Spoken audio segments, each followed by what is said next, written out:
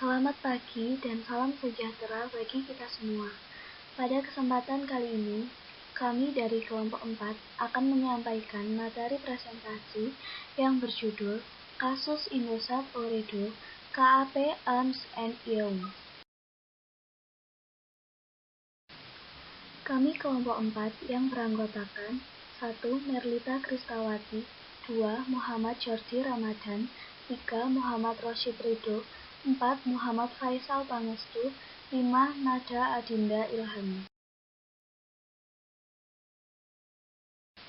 Berikut penjelasan materi yang akan kami sampaikan. Yang pertama, kronologi kasus. Yang kedua, peranan manajemen perusahaan. Yang ketiga, peranan auditor. Yang keempat, kode etik audit yang dilanggar. Yang kelima, hal-hal yang perlu dilakukan oleh pihak-pihak terkait.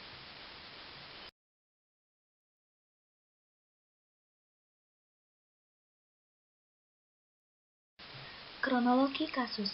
Pada kasus di atas, Kantor Akuntan Publik atau KAP Purwanto, Suherman, dan Surja beserta partner Ernst & Young Indonesia yang mengaudit laporan keuangan PT Indosat Tbk dan terbukti terjadi kegagalan dalam mengaudit. Kantor Akuntan Publik atau KAP Purwanto, Suherman, dan Surja memberikan opini wajar tanpa pengecualian atau WTP terhadap PT Indosat Tbk. Namun Kantor Akuntan Publik atau KAP Purwanto, Suherman, dan Surja telah gagal menyajikan bukti yang mendukung perhitungan atas sewa 4.000 menara seluler yang terdapat dalam laporan keuangan Indosat. Hukuman yang diberikan oleh Public Company Accounting Oversight Board atau PCAOB yaitu berupa denda 1 juta US dollar kepada Ernst & Young Indonesia. Kemudian, hukuman denda juga diberikan kepada akuntan publik yang merupakan partner EY Indonesia, yaitu Roy Iman Wilahaja sebesar 20.000 US dollar ditambah larangan berpraktek selama 5 tahun.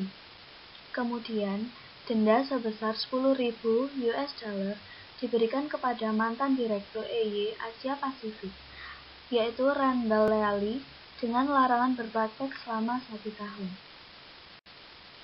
Yang kedua adalah peranan manajemen perusahaan.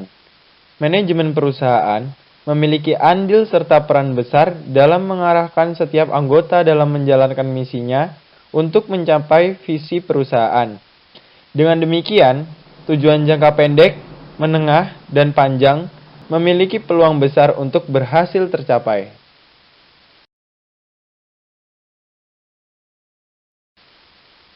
Apa saja peranan manajemen perusahaan dalam kasus ini?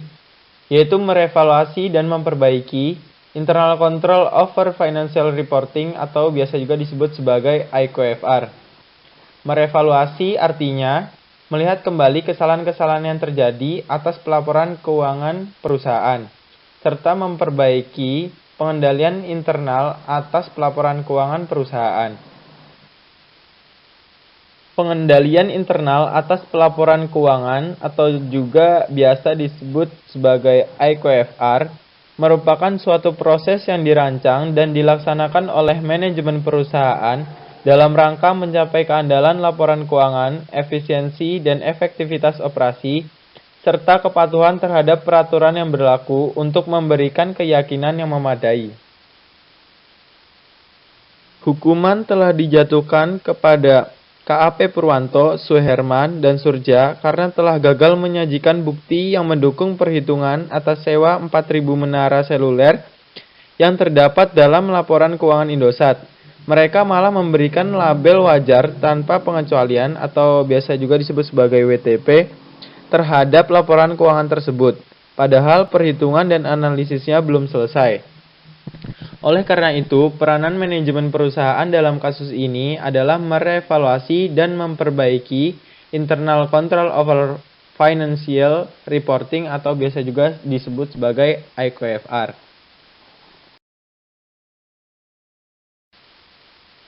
ICOFR bertujuan untuk memastikan pencatatan yang terperinci, akurat, dan wajar. Ketiga tujuan tersebut Artinya, yaitu memberikan keyakinan yang memadai bahwa transaksi telah dicatat dengan benar dengan prinsip akuntansi yang berlaku umum serta keyakinan yang memadai akan upaya pencegahan atau identifikasi perolehan, penggunaan, atau pengelolaan aset perusahaan tanpa otorisasi yang berdampak material atas pelaporan keuangan.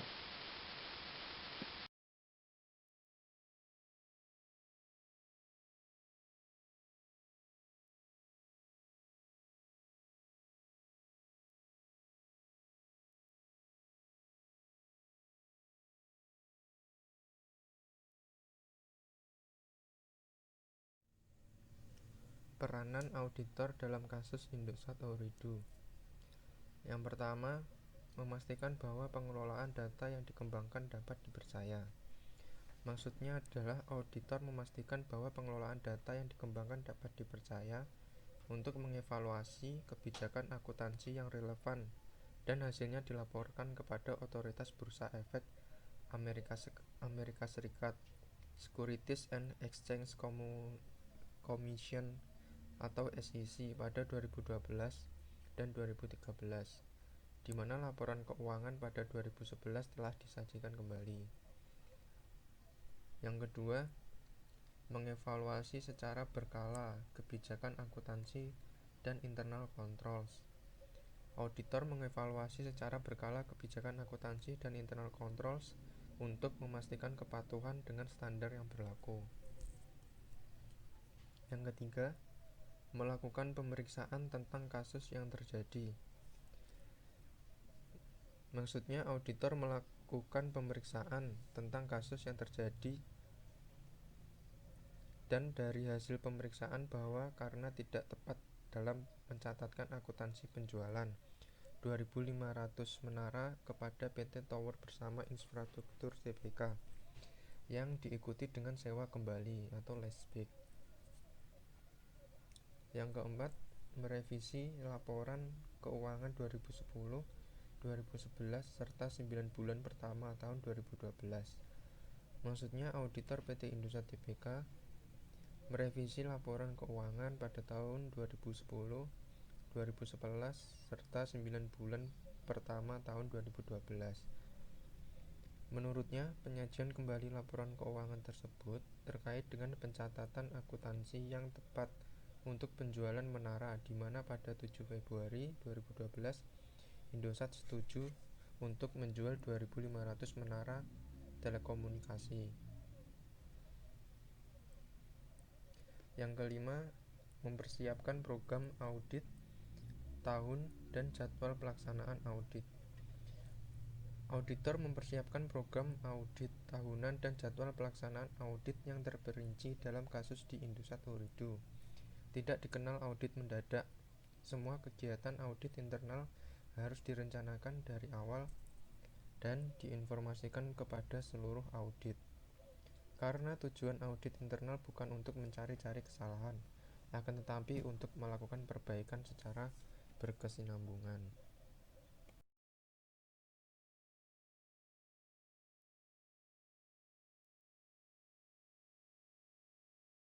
Halo semuanya, saya Muhammad Faisal Faustu. Kali ini saya akan menjelaskan tentang kode etik audit yang dilanggar pada saat kasus EY dan PT Indosat Ooredoo. Yang pertama adalah integritas. Apa itu integritas? Integritas adalah unsur karakter yang mendasar bagi pengakuan profesional. Jadi integritas ini adalah suatu kualitas yang menjadikan kepercayaan masyarakat itu timbul pada profesi yang diemban dan nilai tertinggi pada keputusan setiap profesi yang diemban. Jadi dengan integritas kita sudah bisa membuktikan bahwa kita memiliki kualitas dan kepercayaan terhadap masyarakat karena kita telah bisa meyakinkan mereka dengan kualitas-kualitas dan kinerja yang telah kita miliki. Lalu yang kedua adalah objektivitas. Objektivitas ini adalah suatu keyakinan kualitas memberikan nilai bagi jasa atau pelayanan auditor. Jadi objektivitas ini terbentuk karena integritas.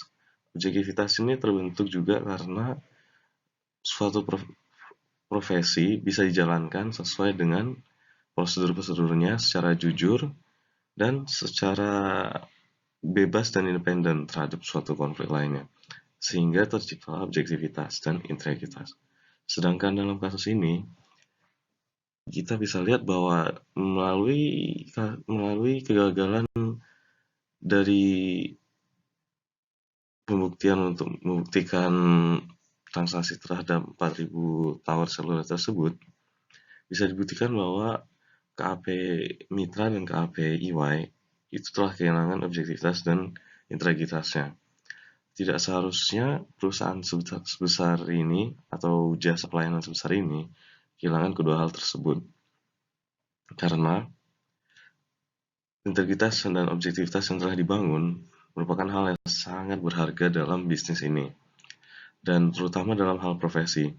Sehingga dalam profesi ini, kedua hal tersebut harus sangat-sangat dijalankan, dan karena kedua hal tersebut juga hal yang saling berkesambungan, sehingga kita tidak bisa meninggalkan salah satu hal tersebut, dan kita harus juga selalu menjaga performa kinerja kita. Karena dengan perusahaan jasa pelayanan kantor seperti EY, Ernst & Young, itu sudah memegang klien-klien besar. Sehingga ketika mereka melakukan kesalahan, hal tersebut sangat menodai kinerja profesi mereka dan integritas dan objektivitas mereka. Hal tersebut bisa saja menurunkan kinerja atau nama baik mereka sendiri yang telah mereka bangun. Mungkin itu saja bagi saya. Untuk menjelaskannya, saya lanjutkan ke rekan saya untuk untuk penjelasan selanjutnya.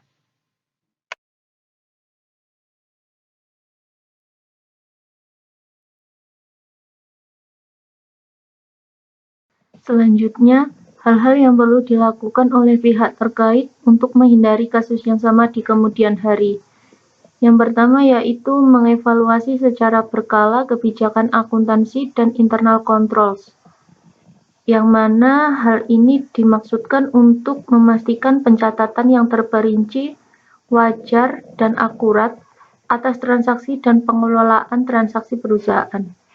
Hal tersebut bertujuan memberikan keyakinan yang memadai bahwa transaksi telah dicatat dengan benar dan andal yang sesuai dengan prinsip akuntansi yang berlaku.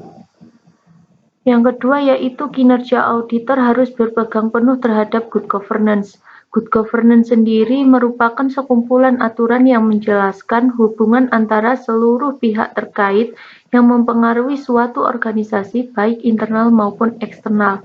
Jadi, untuk aturan ini menetapkan apa yang menjadi hak dan kewajiban dari pihak tersebut atau sistem yang mengarahkan dan mengawasi jalannya kegiatan organisasi untuk menciptakan nilai tambah bagi organisasi tersebut.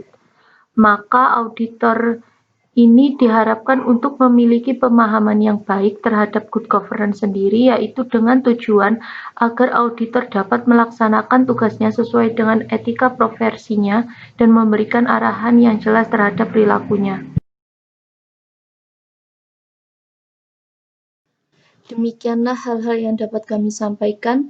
Kami berharap presentasi yang kami berikan ini dapat bermanfaat bagi audiens. Kami mohon maaf jika ada kekurangan dan kesalahan atas penyampaian presentasi ini. Terima kasih.